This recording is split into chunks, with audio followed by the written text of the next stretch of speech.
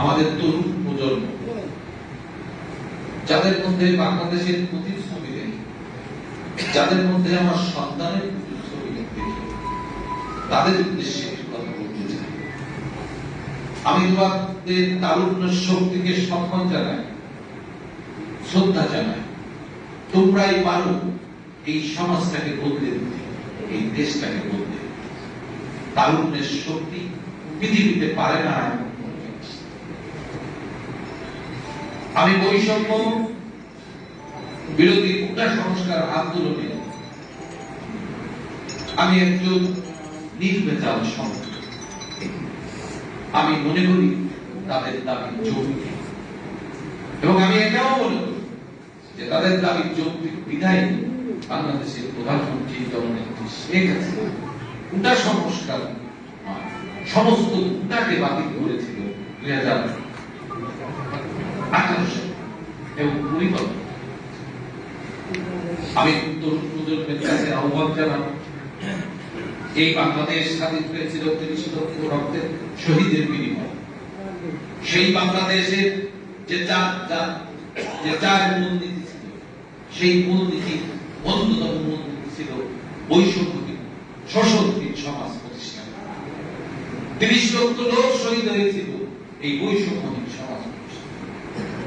আমি তরুণ প্রজন্মে আহ্বান করব, শুধু চাকরির ক্ষেত্রে কোটা সংস্কার নয়, এই তরুণ প্রজন্ম বাংলাদেশের সমাজে যত অনাচার আছে, যত ব্যভিচার আছে, যত দুর্নীতি আছে, তাদের এই বাংলাদেশটাকে সংস্কার করতে হবে, আইনের শাসন প্রতিষ্ঠা করতে হবে।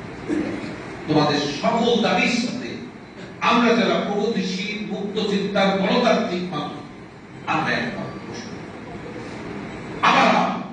এটাও তোমাদের কাছে আমার অনুরোধ থাকবে যে তোমরা কারো নীল নকশা, কারো ষড়যন্ত্র বাস্তবায়ন করার জন্য, কারো ক্ষমতায় যাওয়ার রাস্তা করার জন্য কাজ করছো না। প্লিজ তোমরা ভাবো, আমি বিশ্বাস করি তুমি জ্ঞানী। তোমার চিন্তা চেতনার মধ্যে চিন্তাকে, তোমার বুদ্ধিবৃত্তিক মেধাকে প্রসারিত করে গভীর ভাবে ভাবো। সবার আগে দেশ, ব্যক্তির চেয়ে দল হলো, দলের চেয়ে। শুধু কোটা সংস্কার নয়, বাংলাদেশের যেখানে অনাচার হয়, যেখানে ব্যভিচার হয়, যেখানে দুর্নীতি হয়, আসলে আমরা সবাই মিলে তার বিরুদ্ধে সত্যিকারের বাংলাদেশ, সত্যিকারের মানবিক বাংলাদেশ, যে বাংলাদেশের সুশাসন থাকবে, যে বাংলাদেশের কোন সমাজের বৈষম্য থাকবে না, সেই বাংলাদেশ। তরুণ প্রজন্মের কাছে আমার আরেকটা আহ্বান, আজকে যে তোমরা স্লোগান দিচ্ছ, তুমি কে, আমি কে, কে বলেছে, কে বলেছে সুবিধা চাষ, সুবিধা চাষ, কোন সময় বলছো সরকার। আমি শুধু একটু কথা বলতে চাই, তোমার বাবার কাছে, তোমার পূর্বপুরুষদের কাছে, তোমার মুরব্বীদের কাছে জিজ্ঞেস করতাম যে আওয়ামী লীগ বাংলাদেশটাকে স্বাধীন করেছে, এই ছাত্রলীগ বাংলাদেশটাকে স্বাধীন করেছে, এদেশের সকল গণতান্ত্রিক আন্দোলন, এই সমাজের শোষক শাসক নির্যাতনের বিরুদ্ধে সকল সময় আওয়ামী লীগ, সেই আওয়ামী লীগ কখনোই সুবিধা চায় সারা জীবন আওয়ামী লীগ দেশের অধিকার হারা মানুষের রাজনীতি করেছে।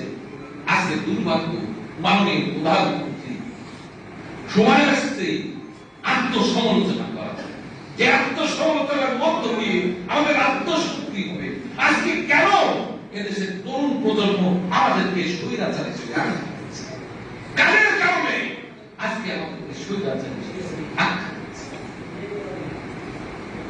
এই দেশটা যখন পতন গহ্বরে হারিয়ে যাওয়ার মধ্যে ছিল, এই দেশটা যখন অকার্যকর রাষ্ট্র, ব্যর্থ রাষ্ট্রে পর্যবেক্ষিত হয়েছিল, সেই দেশটাকে আজকে অর্থনৈতিক মুক্তির দ্বার প্রান্তে জননেত্রী মানুষ মাত্রই ভুল হয়। আমি তরুণ প্রজন্মের কাছে বলতে চাই, যে কাজ করে তারই ভুল হয়। আমি কাজ করি, আমার ভুল হবে, এটাই স্বাভাবিক, মানুষ মাত্রই।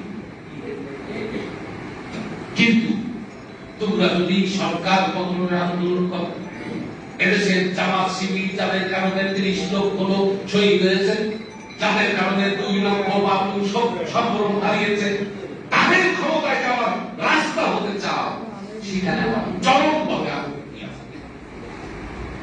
আমি একজন মুক্ত চিন্তার মানুষ হিসেবে আমি শুধু এইটুকু বলতে চাই, যেখানে এই অন্যায় হবে সেখানে আমরা থাকি। হ্যাঁ, আমাদের ত্রুটি কোথায়, তোমরা আসো, আমাদের সাথে আলোচনা। মাননীয় প্রধানমন্ত্রী তোমাদেরকে আমন্ত্রণ জানিয়েছে, তোমরা আলোচনা করতে চাও না, তাহলে এই দেশের শেষ পরিণতি কি? তোমাদের চাওয়াটা কি? এই দেশটা কি একটা গৃহযুদ্ধের দিকে নিয়ে যেতে চাও? এটা আমাদেরকে ভাবার সময় আসছে। শুধুমাত্র তারুণ্যের শক্তি দিয়ে সবকিছু দূরে মুছে দেওয়া যায় না, মেধা দিয়ে